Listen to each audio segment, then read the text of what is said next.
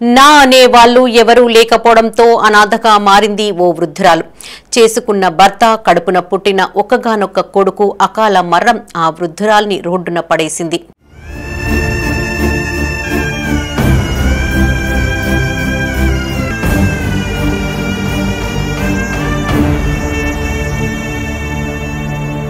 ఇదిగో ఈ ముసలావిడను చూడండి. కరీంనగర్లోని సూర్య హాస్పిటల్ ఎదురుగా ఫుట్పాత్ పైన ఒక అనాథగా జీవనం వెల్లదీస్తోంది. ఈ తల్లిని చూస్తే మనసు చెలించిపోతుంది కదూ. ఇలా దీనస్థితిలో ఉన్న ఈ తల్లిని కరీంనగర్ జిల్లా వెలిచాలలోని స్పందన ఆశ్రమం అక్కున చేర్చుకుంది.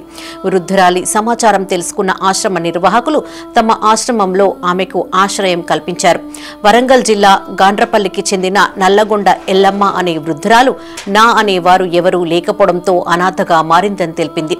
కొడుకు చనిపోయినప్పటి నుంచి అన్నం పెట్టేవాళ్లు ఎవరూ లేక ఇలా ఫుట్పాత్లు, బస్టాండ్లలో కాలం వెల్లదీస్తున్నానంటూ బోరున విలపించింది. ఈ సంఘటనను చూసిన అక్కడి వాళ్లు సైతం కన్నీటి పర్యంతమయ్యారు.